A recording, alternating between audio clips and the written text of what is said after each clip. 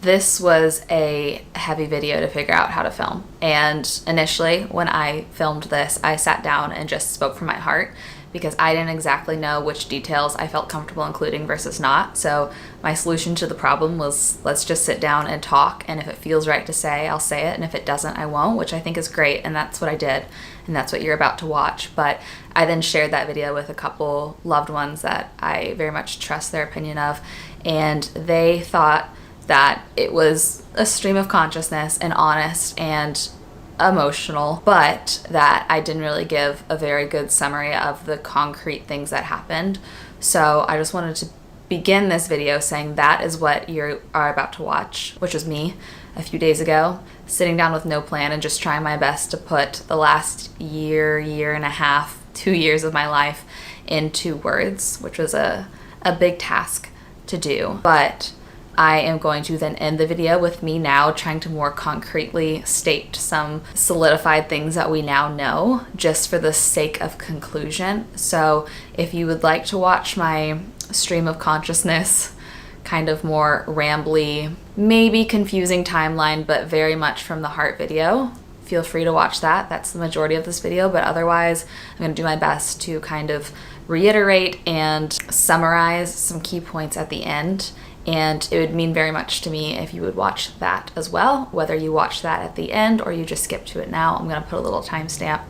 And here is me a few days ago trying my best. This is a video that I knew I was going to do eventually, but honestly had no idea when, how, the correct way to do it and the correct way to go about it. But I feel like it has been placed on my heart to use the experience and my story of going through a divorce at a young age as an opportunity to help as many other girls as possible that might be in similar unhealthy situations. And I feel like it was essential for me to eventually sit down and just be open and honest about how I got to that point. I am very fully aware that I did plenty of things wrong in my marriage. And so there was a level of fear that sitting down and explaining more of the details would open myself up to criticisms for all the things that I did wrong, and maybe I should have tried harder. And I know that that's going to be part of it, but I feel like I am at a place emotionally to where I'm okay with that. If it means even just helping one other girl do something better and healthier within her relationship, or maybe get out of a situation that would lead them to where I was, then I think it's worth it. So I feel like I have emotionally healed and moved on to the point to where I can hopefully put this into words without too much emotion and as logically as possible. I also feel like it's kind of the last piece of closure to where maybe we don't really have to talk about this much anymore. And also something that I was really looking for that I finally got was permission from my ex to share this story. And he's understanding, and he thinks that it is my story to share, which was hugely healing for me to hear. So all that being said, I am ready to sit down and explain a little bit more of the situation I was in, how I got there, and take accountability for the things that I did wrong so that hopefully other girls will have a better outcome than I did. There are a couple things that I want to ask of you before we get into like the meat of this video. And the first thing is that you just listen to the next couple of things out of respect for me, because there's a couple disclaimers and things I just want to clarify before I actually share the story. The next thing I want to ask of you is that you are respectful to my ex and to me. Honestly, we can't go back and we can't change the situation. And I made mistakes, he made mistakes, he made hurtful decisions. And I am of the belief that hurt people. And though he definitely made decisions that hurt me, I think that a lot of it stemmed from unfair trauma and experiences in his life. And trying to hold him accountable or trying to share your thoughts isn't going to make things better. I think that the number one way that we can kind of heal situations like this is approaching people with love and gentleness and kindness. And so I just ask that you keep everyone's mental health in mind wherever you might comment about this situation, whether it's like directly below or elsewhere on the internet.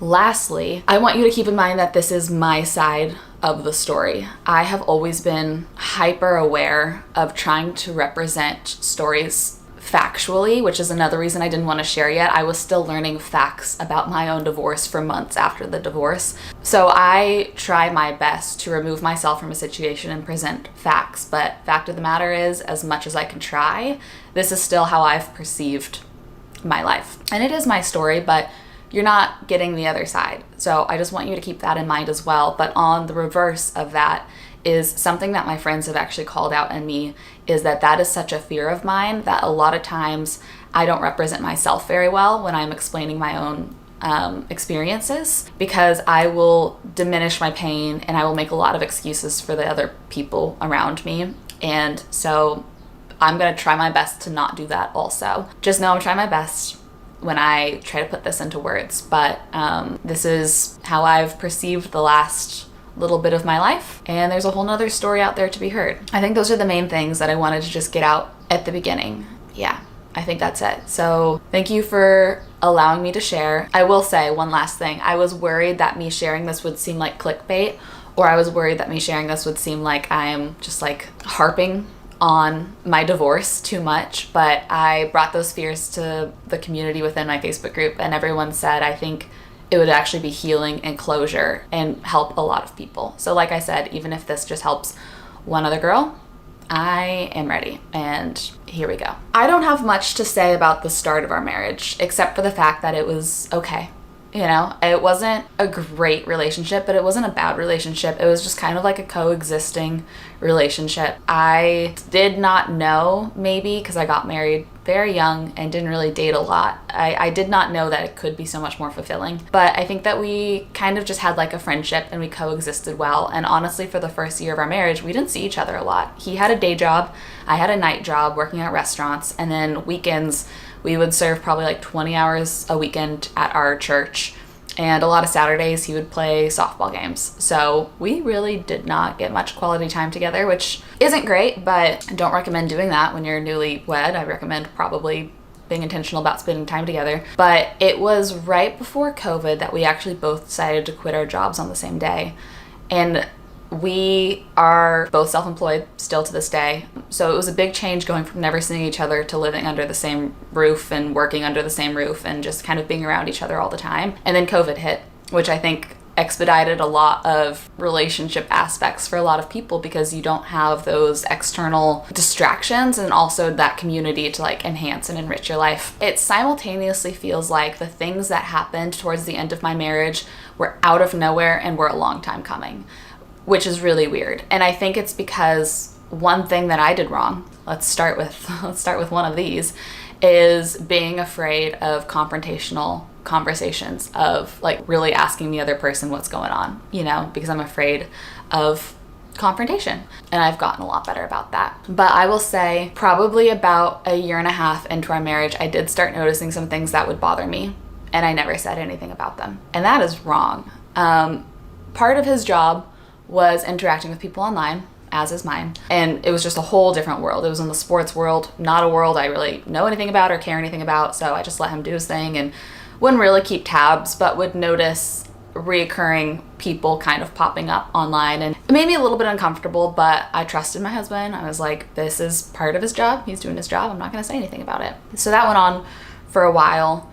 And I just kind of noticed this like emotional distance growing very, very slowly over time. But it's one of those things that like day to day, you might not notice a difference. But if you look back, you're like, whoa, I think we're worse off than we were not that long ago. Goodness, how do I even summarize the next few months?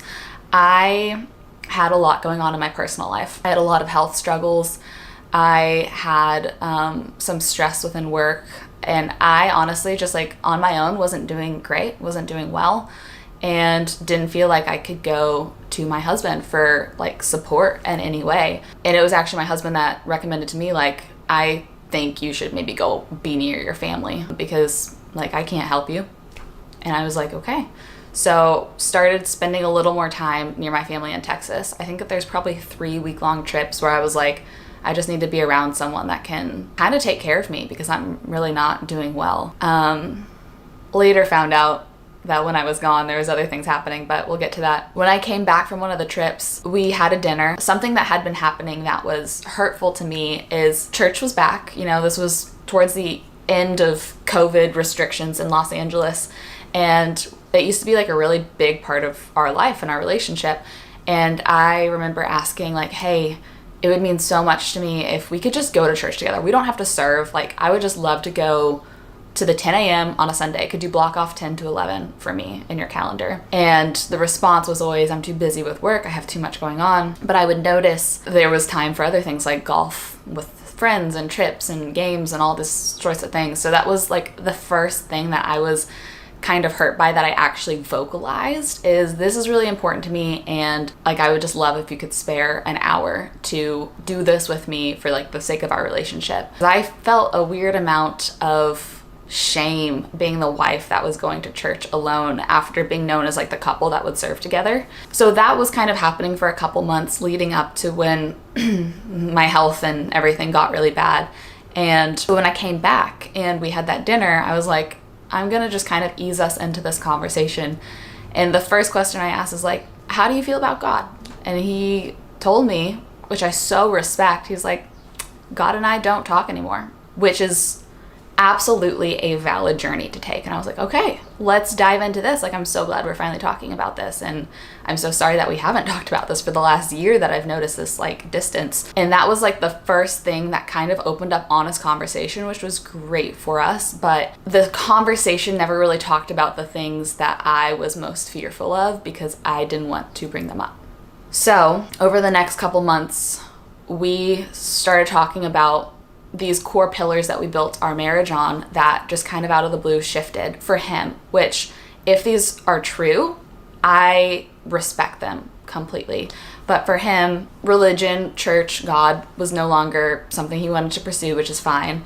And he told me kids is something no longer that he wanted to be on the table, which is fine. I respect that as well. And a change I had gone through is I was missing my family, because I just felt so isolated and alone in Los Angeles. I felt like all the people that cared about me were in Texas. And so I was feeling like, I don't know if I want to live in California anymore, which for him was a non-negotiable. And so looking at these things, I was like, these are big things. There was other things that came up too, but like kids, religion, and where you want to live are three pretty big pillars that like someone's going to have to sacrifice on. You can coexist believing different things in terms of religion, but like you can't find a compromise on kids. It's either you have them or you don't. And you can't find a compromise on where to live. It's either you live here or you don't. So I said, I think it's really important that we like talk through these things and figure out like how to navigate this moving forward for the sake of our marriage. And like, let's do counseling, let's do therapy. And he agreed. Wasn't super pumped about it, but he agreed. And all this time, I still had these fears, and I still noticed things happening online that were hurtful to me. And I guess I'll dive into that a little bit more right now, because this is the thing that I am really ashamed of. I noticed little things happening a lot. Like, he had an Apple Watch, and there was just one girl that I would notice whenever he was like driving or whatever, and like couldn't see that I could see his watch, was always texting him. And that bothered me, and I never said anything about it. And there was even just like public messages on Twitter between him and this one specific girl that I noticed, and it bothered me, and I never said anything about it. And there was a couple times where when he encouraged me to go home to Texas, he ended up spending time with this girl, and I would only find out because I would see pictures of them tagged together, and that bothered me, and I still never said anything about it. And I don't know how much I want to get into like the things that were happening, but this is how much gaslighting I was doing in my own brain. Things were happening to where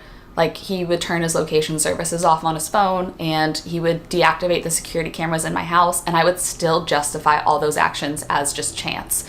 I would be like, nope, there's nothing sketchy happening. This is just weird. It's coincidental, but there's nothing sketchy happening. And the only people I really talked to about it was my best friend and my therapist. And both of them were like, this is absolutely sketchy. And as a wife, it's your duty to say something about it. And I just couldn't do it. I could not do it. I had such a fear of being wrong. I also had a fear of being right, honestly. So it was just easier never to say anything about it and to talk about the other issues in our marriage. I thought, how absolutely crappy would it be for me to accuse him of something like this and it wasn't true? That would make me a terrible person. But the fact of the matter is, I just felt gut feelings that I should have listened to. And there was a time when everything kind of exploded. And this was when I got COVID. And so I stayed home alone and I worked. I was still trying to work and get everything done. And he didn't want to risk being around me, so he just got hotels, which is fine. And at the same time, I also got glutened. I have celiac disease, and I had several things happen with work, like big mishaps where I was like, I might stop doing YouTube all at the same time. And I was just in a really, really, really dark place. Like the first time in my life I felt so low. Like I didn't know it was possible to feel that way. And 2 weeks of isolation going through that and feeling those things was really hard. And the first weekend that I was out of quarantine, he had a trip planned to go to a Dodger game with his best friend. And I remember telling him that I was just kind of sad to like still not have time with him. And he went anyways, which is fine. I told him to. I didn't want to be a damper on his plans. And I was like, you're looking forward to spending time with one of your best guy friends. So I stayed home alone. It was actually Kaylee's birthday weekend. I went to a birthday dinner for her, and it was at her birthday dinner that I saw on Twitter him tagged with that same girl. And I confronted him and said, I'm just really hurt that I thought this was a guy's thing, which is why I wasn't invited. And it's not a guy's thing, and I wasn't invited. And this was like the lowest I've been in my life, and this is the first time that I've like asked you to be here for me. And that was really, really hurtful. And it was the same girl that I had the bad gut instincts and still couldn't bring up. I feel like I'm kind of jumping all over the place in my timeline here, but something that I did so poorly and incorrectly is, yes, I'm glad that I encouraged us to go to therapy together. So I was in my own therapy, he was in his own therapy, and then we were doing couples therapy together. And then on top of that, I called in the couple that was our premarital counselors to kind of come and do like almost an intervention of sorts, like ask us the hard questions. And still through all of that, I could not bring up my fears about this girl. I couldn't do it. I was like, let's focus on our core pillar issues about kids and religion and where we're gonna live. And I now have some clarity that maybe these core pillar changes within him was an effort to get out of the marriage. And see, this is where this is my perception. This is not fact. I cannot factually prove this, but I do know in his past relationships, he didn't want to be the one to like call it, end it. So I think it was maybe easier to say like, oh, these things are too big for us to work around. Maybe we're just not compatible anymore. In all of our therapy together, we would just talk about those things. And I could not bring up the biggest issue that was really on my heart. And my individual therapist was like, Mikkel, you need to talk about this. And I was just so afraid to talk about this. And a couple things happened before we officially made the call. And a lot of things happened after we officially made the call. I remember our therapist, both of us, he was a Christian counselor, and he was like, I just need you guys to know, like, I'm going to be biased here. I'm always going to be on the side of marriage, and I'm never going to tell you that, like, this isn't going to work. And after weeks of meeting with him, I remember one day he just kind of, like, sat there, and Brooke and I talked about it afterward, and we were like, I think we broke the therapist. Like, I think he's like, I can't tell them that this isn't going to work, but, like, I really don't know how to make this work. And he didn't even know the majority of it. He just knew the core pillar things. I wanted to talk. I wanted to talk it through. I wanted to figure out what we should do. And there is one situation that was a big turning point for me that not many people know about. I think 3 people know about this. My parents don't even know about this because frankly, I don't want to talk about it. I don't want to talk about it. I feel ashamed that I allowed myself to get into this situation and that I allowed this to happen. And though it's not my fault, I can't help but kind of feel like it is sometimes. But there was a moment throughout all of this, still hadn't vocalized anything about my fears about the other girl, only about the other stuff, where he didn't want to talk to me. And I was like, we can't just keep not talking. Like, we have to figure this out. And I went and I followed him into the garage. And I sat on the floor and I was like, we need to talk. And he exploded, got very angry and was holding a hammer. And he threw this hammer as hard as he could in my direction and I just started screaming. And I really, truly don't think his intention was to hit me. But this was the first time where I realized, like, I don't even feel physically safe in my marriage. I didn't feel emotionally safe or protected or cared for. But this is a turning point to where I don't know this man anymore. And that could have killed me if he aimed a foot to the left. He played baseball his whole life. He's got quite the arm. And it was the only time in my life I ever had a panic attack. I don't want to talk about it. But that for me was a huge shift, because I was like, feeling emotionally unsafe is something that I can deal with and work through. I'm not saying that you should, but that was my thought at the time. But feeling physically unsafe is a whole nother level, and I don't want to feel this way. And that was honestly weeks before the end. I went back to Texas again to give us space to talk about things and figure things out. And we were doing therapy over Zoom, and we were still keeping in contact. And I remember asking like, do you think this will work? Like, do you want to work on this? And the response was always, I don't really see the point. Like, I don't know what to do here. And so I finally had to tell him, I am going to start listening to what you're actually saying, which is not yes. You're not saying yes. You're not saying no, but you're not saying yes. And if you need me to be the one to call out the fact that that's not a yes, I'm okay with that. I'm okay with being the bad guy who says, this sounds like no, you don't want to work on this. No, this isn't going to work. And that was a text conversation. And in my mind, that was kind of the moment that we called that, which feels really shitty. It feels like my fault. Like, I feel like I had to make that call. People around me have told me that I was just kind of like maneuvered into that situation. But I do feel like maybe I made that call. I didn't choose the circumstances, and I didn't choose how I was being treated, but I did choose to say, sounds like this is a no, you know? So, went back, packed up the house within a week, still worked. It was the weirdest week of my life, and I drove away.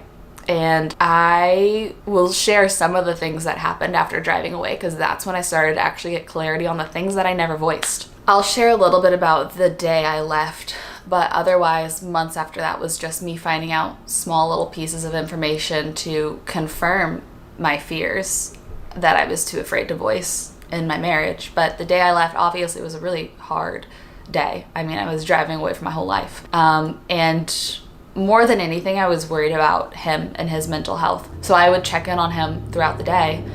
And he said that he was worried about like waking up the next morning alone. Like, that sounded hard, which absolutely, that sounds so hard.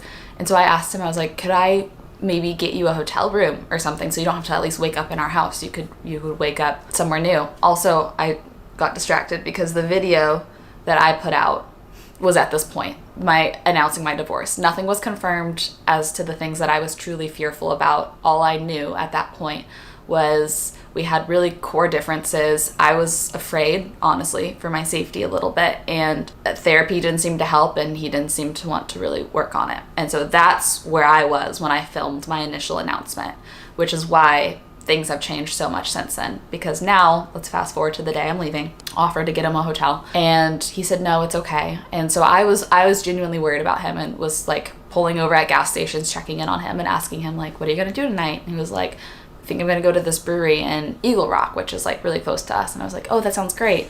Then later I was like, how was the brewery? He was like, oh, it was okay. And then that night I was like, how is it being alone in the house? He was like, oh, it's sad and it's cold and it's lonely and all these things. And I was just feeling so distraught and like sad on his behalf, like, because I care for him, obviously. And it wasn't until the next day that I had this weird gut instinct that I should check our shared bank account, because I was still on the bank account. I mean, I had left the day before, and I saw charges on the bank account from up in Fresno, which is pretty far away from where we live. There was a charge like 20 minutes after I left at a gas station headed north, and charges that night at a brewery. And that's where the girl that I was really fearful about lived. And then it hit me. I was like, oh my gosh, I am being blatantly lied to. He is with her right now, and he left 20 minutes after I did. And actually I confronted him about that too, which I'm proud of myself, because that did bring me some closure. And he was like, yeah, I didn't want to tell you because I didn't want you to spiral, but still didn't admit to being like within a relationship or anything more than that. So that was like the first piece of clarity to me for like my gut fears were true, and shame on me for not voicing them. I specifically remember having a conversation with him before our marriage ended, and I told him, I said, there's one thing that I would ask of you if you wanted to save this marriage that I'm honestly too ashamed to ask. And that thing would have been, let me see your phone and stop talking to this girl. But I think he knew what I was going to say and didn't want to talk about it. So I still never even voiced it in that moment. So the next few months, I was just hungry for knowledge and hungry for closure, and would check things online that I knew was going to hurt me because I never got the full truth. I never got the full answer. And I think it's so weird that the reason for our divorce wasn't the reason for our divorce, but it was the reason for our divorce. Does that make any sense? Like, there was surface level reasons that we felt okay discussing, but the core reason of it all was too scary to talk about. And that feels wrong to me. Like, I feel ashamed for that. I know it's not. I want to preface this with, if you're in a situation, it's not your fault, but I'm just telling you how I felt in case it makes you feel validated in your feelings. I felt ashamed that I wasn't enough, to fulfill a person, that he had to go find something else somewhere else. And looking back, like, I was hurt that there was no emotional intimacy and there was no physical intimacy. And one of the most vulnerable things I ever had to do was ask for physical intimacy. And like, that is shameful for me, because it's like, what, am I not good enough? You know, like, God, that hurts. That hurts to think about. Also, I can't help but feel the guilt of, like, I made a vow to this person, and at what point do I just insist? Do I say, I don't care, like, what I want or what you want? Like, we made this promise and I insist we work through this. At what point is that unhealthy? At what point should I have done that? I don't know. I don't have the answers for you. I don't have the answers. Here's where I'm going to do my best to summarize succinctly the key points of what happened. And I do think it's important to note that I now have confirmation that there was infidelity and unfaithfulness within my marriage. And I am thankful that I was given the gift from my ex of that confirmation, so that I can rest in the fact that that is a fact, if that makes sense. And that began a year to a year and a half before the end of our marriage. And having him own up to that makes me feel so much more confident telling my story. And I just feel the need to succinctly say that it has been proven that there was unfaithfulness in my marriage. I also think it is important to note that though I give people so much the benefit of the doubt and I try to take on as much responsibility as I can, I do think that there was a level of manipulation into having me feel more responsible for a lot of things than maybe I should have been responsible for, in terms of making hard calls and initiating hard conversations. And I think that that was very much present within the dynamic of my marriage, to where I was made to feel like more of it was my fault than it actually was, though I do still want to take accountability for as much as I possibly can. Lastly, I think it's important to share that the hammer story that I shared in this video is something that I just don't want to talk about. It's something I don't feel comfortable talking about, because I do feel embarrassed that I picked a life partner that would be capable of making me feel physically unsafe, but it is just a huge reality, and I know more common than a lot of us would like to admit. And for me, that was a really big turning point in realizing the severity of the situation was more than I initially admitted to myself, because I never really admitted to myself that I didn't feel safe until that moment. So that was a big turning point for me as well. So those are a few things that I would just like to summarize succinctly, that maybe I kind of beat around the bush a little bit in my initial attempt at trying to put this into words, because I do try to tread so gently with these like heavier and scarier topics of conversation. But the fact of the matter is, he did cheat. I did feel physically unsafe, and there's probably a level of manipulation or gaslighting that happened within my relationship that messed with my perception of reality and messed with what I felt responsible for when the situation was more out of my control than I would like to admit at the time. I think it was a lot easier for me to believe there's a lot of gray area in those facts, because it doesn't feel so heavy. But this is me coming back a little bit later after the fact, watching it back, saying I need to be honest and clear about what the situation was and not lean into the gray area so much, because they are very serious matters. Cheating on a spouse is a serious matter, and aggression and physical unsafety is a serious matter, and manipulation and all of that is a serious matter. And these are things that exist in relationships a lot. So me calling it what it is, I think, is going to help bring clarity to the situation and maybe help someone else see clarity in their own situation that they might be in as well. So that is what I'm doing now. Those are the things that I just wanted to make very clear that I maybe didn't do the best job of making clear when I was in a more emotional, scatterbrained state in the initial filming of this video. So thank you for allowing me to pop in and just solidify that a little bit more. And thank you for watching this part of the video. I appreciate it.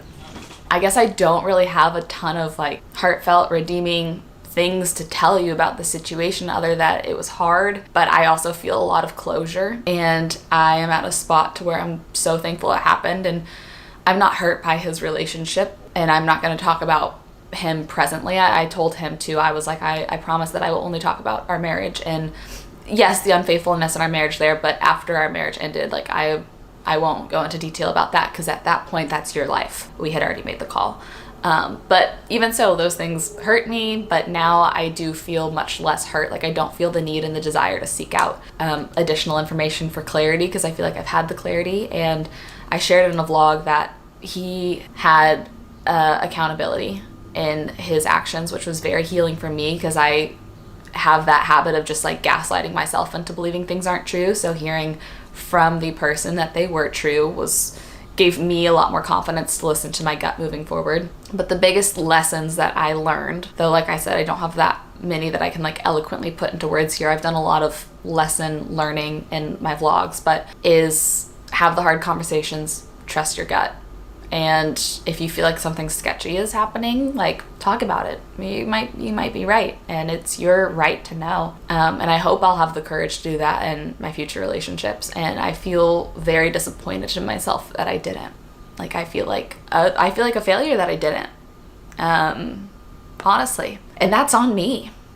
These circumstances are not my fault, but the way I handled them are. And my fear is very much a recurring theme and an issue, and my people-pleasing tendencies and my lack of confrontational abilities are all things that got me to where I was, which is why those are recurring themes and things that I'm working on moving forward, because I don't want to get to that point again.